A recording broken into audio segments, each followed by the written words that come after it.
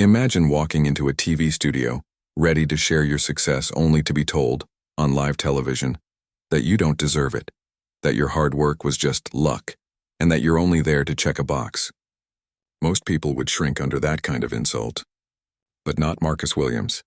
What he said next didn't just silence the arrogant host, it left an entire nation stunned. The cameras were rolling, the lights were bright, and the studio audience buzzed with the kind of nervous anticipation you only felt when something big was about to happen. On stage sat Marcus Williams, a young black entrepreneur who had built a multi-million-dollar tech company from the ground up. He wasn't born into wealth, didn't have family connections, and didn't get a handout. His success was a story of long nights, countless rejections, and relentless determination. To many, he was living proof that the American dream could still be achieved through hard work and vision. But sitting beside him was Richard Cole, a well-known television host. Richard had built his career on his sharp tongue and his so-called tough questions. Audiences loved the drama, but critics often accused him of arrogance, of crossing the line between journalism and personal attack. He had a reputation for making guests squirm, and today his target was Marcus. From the moment Marcus walked onto the set, the tension was palpable. Richard didn't greet him with the usual warm handshake or small talk. Instead, he leaned back in his chair, tapping his note cards against his knee, studying Marcus like a predator eyeing prey. The smile on his face wasn't friendly. It was the smug grin of someone who thought he already had the upper hand. "So, Marcus?" Richard began, drawing out the silence before delivering his first blow. "A lot of people are saying your success is more about luck than skill. Do you really think you deserve all this attention?" The audience gasped. It wasn't the kind of question most entrepreneurs were asked, especially not at the start of an interview. Usually hosts warmed up their guests, celebrated their accomplishments, and then eased into the tougher questions. But Richard skipped the warm-up entirely. He wanted to knock Marcus off balance from the very beginning, yet Marcus didn't flinch. He didn't break eye contact. Instead, he let a small, calm smile spread across his face. He knew exactly what Richard was doing, and he wasn't about to give him the satisfaction of rattling him. Inside, Marcus was thinking, this isn't going to be just another interview. This is going to be a showdown, and the audience could feel it too. No one knew it yet, but they were about to witness a moment that would be replayed, debated, and remembered across the country. Richard wasn't finished, not even close. He leaned in, his voice sharp, his smirk growing wider. He interrupted Marcus mid-sentence, twisting his answers to fit his own narrative. "Your company," Richard said, raising an eyebrow, "only started thriving during the pandemic. That's not innovation, that's coincidence. Without the timing, you'd be nowhere." "Isn't that true?" the audience murmured, some shaking their heads. It was a pointed jab, designed not to uncover truth, but to belittle. Yet Marcus remained steady. He calmly explained how his journey didn't start with the pandemic. He shared how he had spent years learning to code, refining his business plan, and pitching his ideas to countless investors who all said no, until one finally said yes. His success wasn't luck. It was persistence, but Richard wasn't really listening. He cut Marcus off again with a wave of his hand, dismissing his words as if they didn't matter. Then he went further. "You know," Richard said, tilting his head with fake curiosity, "some critics think you're just the face of your company, that investors propped you up because it looked good to have diversity at the front. What do you say to that?" The words landed like a slap. The room went silent. Even the studio audience, who had come expecting entertainment, shifted uncomfortably in their seats. It wasn't just a tough question anymore, it was a direct insult.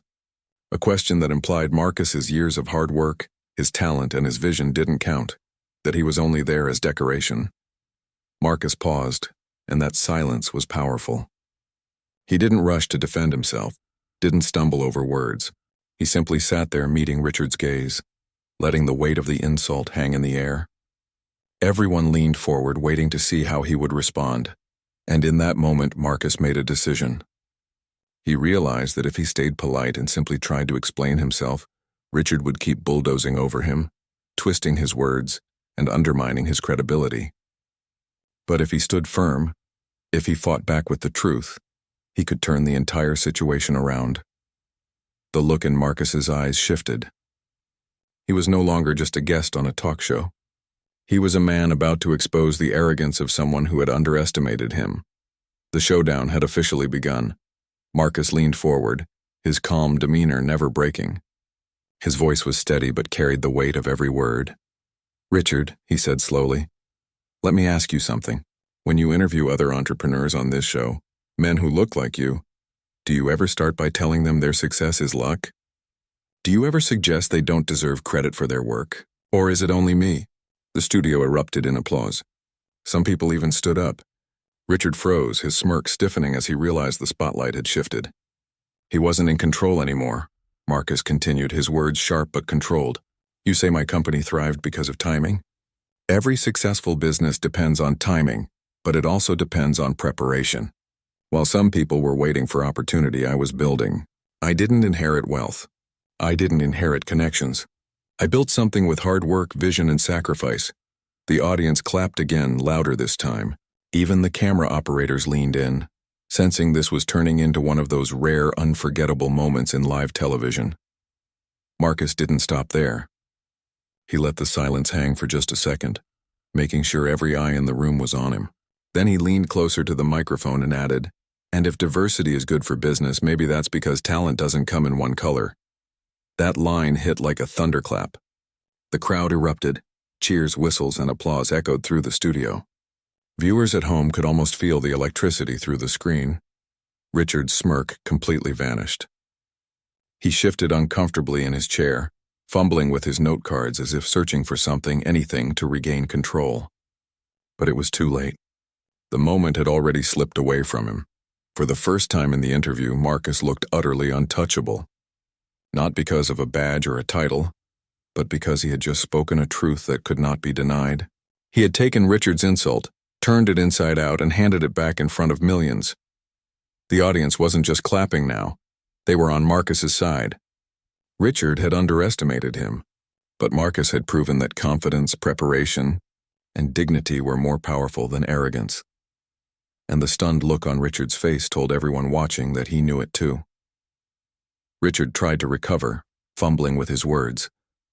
"I didn't mean it that way. I was just asking tough questions." But Marcus leaned in, his voice calm yet unshakable. "No," he said firmly. "What you were doing was belittling. You were trying to discredit years of work with one sentence.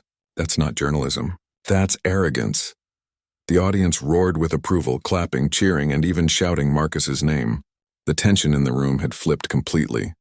What started as an ambush now looked like a victory lap. Richard's face flushed red under the bright studio lights, and for the first time in his long career he looked rattled. The cameras caught it all. And as soon as the interview ended, the moment exploded online. Clips of Marcus's clapback spread like wildfire across social media.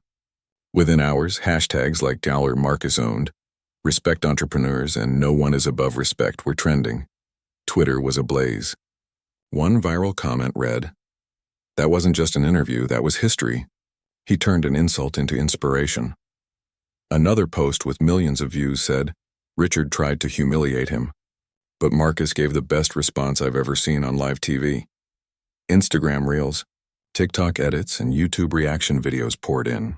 Young entrepreneurs and business leaders started sharing Marcus's quotes, "Talent doesn't come in one color, and preparation meets opportunity." His words weren't just defending himself, they had become a rallying cry for others who had faced the same dismissive attitudes. Meanwhile, Richard faced a storm of backlash. Viewers accused him of unprofessionalism, arrogance, and outright bias. His network released a cautious statement defending freedom of tough journalism, but it did little to stop the flood of criticism. Marcus, on the other hand, gained thousands of new supporters overnight. His company's website traffic skyrocketed, investors publicly praised his composure, and invitations for speaking events poured in. For many, he wasn't just a successful entrepreneur anymore. He was a symbol of resilience and dignity. And through it all, Marcus remained calm. He didn't gloat, he didn't mock Richard, and he didn't chase the headlines. Instead, he simply said in one follow-up interview, "Respect is not optional. It's the foundation of real conversation. If my story helps remind people of that, then it was worth it."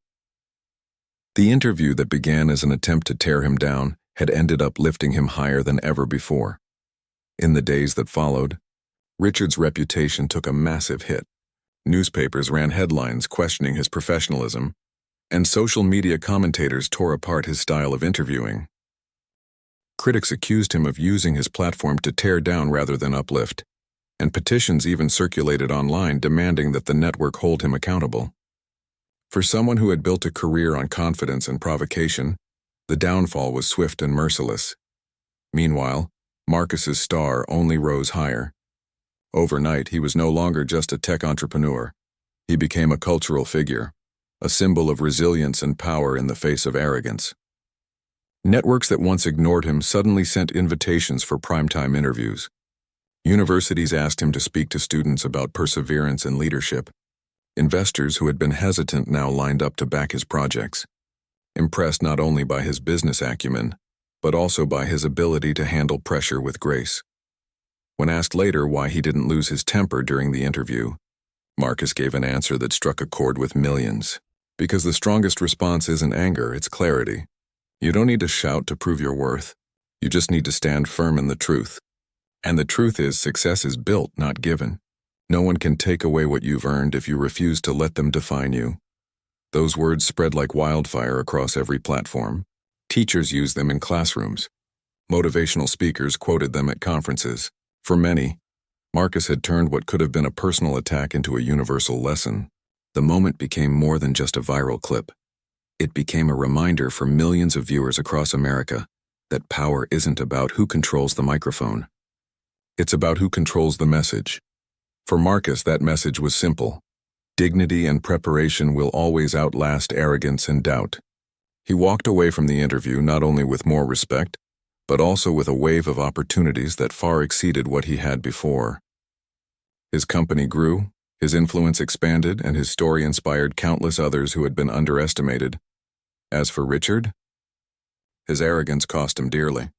While Marcus was building bridges, Richard found himself burning them. And in the end, it was clear.